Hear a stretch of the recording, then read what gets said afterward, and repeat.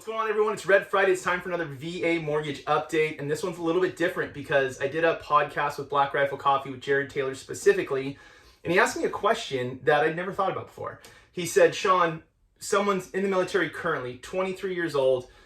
How do they get ready to use their VA benefit? And I'd never thought about it in those terms before because the people who come to me, they're calling me because they already know they want to buy a house. They're not prepping to want to buy a house.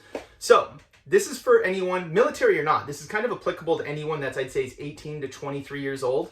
This is how you get ready to build good credit, which will help you in so many different ways, not only buying a house. So when you turn 18, you get solicited like crazy for credit cards.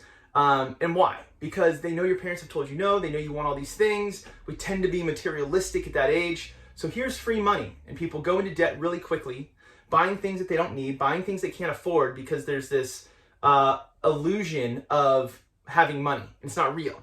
So what you want to do to build your credit, to have the best credit score possible, is you want to show that you can use credit, but you don't need credit. So step one, open a credit card. One credit card. Make sure you pay it every single month, pay it on time, and don't overuse it. When you use it, make sure you keep your balance below 30% of your limit. So if your credit card had a $10,000 limit, you don't want to spend more than $3,000 on it. Ideally, you just want to pay it off every month. Go get a tank of gas, pay it off, right? The allure of the points. Oh, I'm going to use it for the points and I'll just pay it off when I'm done. The discipline doesn't last. So make small little steps by showing that you are using credit as a tool instead of a necessity. Your credit will go up really quickly.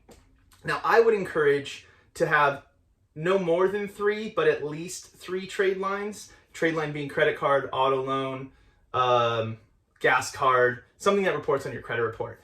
The reason I say 3 is because some banks, when we're not talking about VA loans, but some banks want you to have at least 3 trade lines. I think it shows the ability to manage multiple accounts. The places I see people go wrong and miss payments is because they have so many different things they have to pay monthly that it's very easy to let one slip. So number one, start building your credit.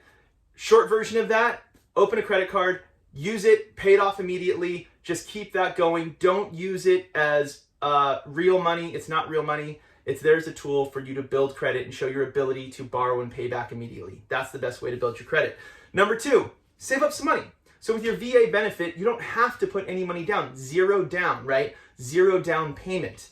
But there's always closing costs associated with purchasing a home. There's escrow fees, title fees, appraisal fees, but there's fees. There's things involved, property taxes, homeowners insurance. Now, you can finance all of that using a lender credit. So you could truly come out of pocket $0. But when you do that, the way you get that lender credit is by taking a higher interest rate. So kind of like going back to the credit card thing, you're financing that money by way of your interest rate, so you're paying far more for it over time. My opinion, be prepared to come in with enough money to cover your closing costs if you're going to do 0 down. And the other side of that is, I don't want you to be house poor. You know, we want to have money in the bank in case things come up, whether it's, something happens with the house, you need to paint, you want to remodel, you want to go on vacation, you want to live your life. I don't want people to buy a home and be stuck. So even though as a veteran or active duty service member, you have the ability to put 0 down, save up a little bit of money. So 2 steps you should take, 18 to 23 years old, whether you're in the military or not. Number one, build credit in a very intentful way, right?